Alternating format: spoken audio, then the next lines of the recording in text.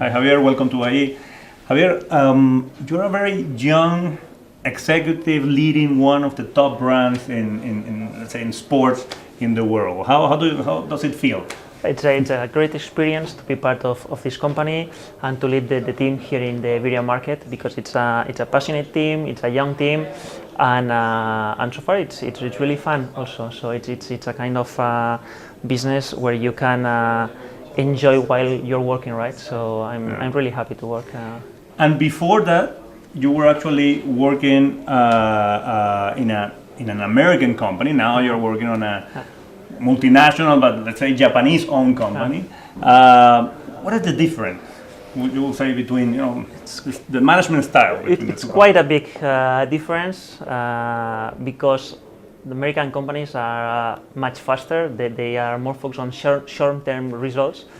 And Japanese companies, they have a completely different approach to the business. They are more focused on mid and long-term results. They are more focused on the values and pay a lot of attention to their teams. So I would say it's a big difference. It's not bad or good. It's just a different approach to the business. Okay, and how's that relationship between, let's say, this brand, the branch in Spain, the branch in Europe, that I suppose it reports to the branch in Europe, and then it reports to the branch in Japan, I mean to the headquarters in Japan. How is the governance, let's say, of all this network? I would say that there are three different levels. So our headquarters globally are based in Kobe, in Japan, and then we have three main areas, which is Asia Pacific, then we have EMEA and America, or the American continent. So we are a subsidiary based here in Spain, and we report to our headquarters in Holland.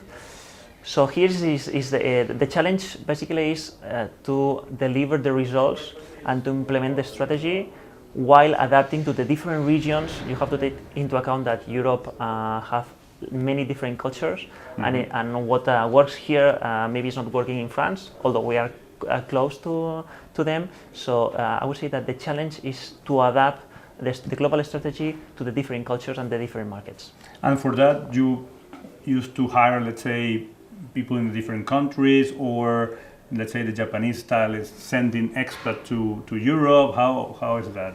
There's a mix. Okay. So there's a mix of Japanese people working in Europe, in our headquarters, and sometimes also in the subsidiaries. And also the good thing is that everybody loves working in Spain, so it's quite easy for us, to welcome people from abroad, and especially the millennials. The millennials are really attracted by these kind of companies that are based in Spain, because they feel that they will have a good quality of living, they will have the possibility to work with an international environment, and this is something that is really helping us. And how's the brand going on in Spain? Well, it's going great. We are the brand that has grown the most in the last 10 years in Spain. So we were in 2006, we were in the 18th position. Nowadays we are in the third. So we're growing a lot, and I'm really proud of the contribution of our team. So they were the ones that made it possible, and that's why it's something that we are really happy to see. And tell me something, because I heard you talking a lot about employee satisfaction and so on. How is that happening in ASICS? I mean, how do you deal with everything that has to do with employee satisfaction?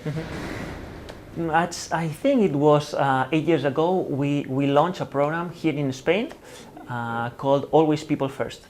So we were analyzing the customer journey and the customer experience, how to attract this really demanding consumer that we have today. And we realized that everything starts with your own people. So it's impossible to deliver a great customer experience if your employees is not completely, what we call, fully engaged. That's why we launched this project, Always People First. It's based on 3 pillars. The one has to do with making sport.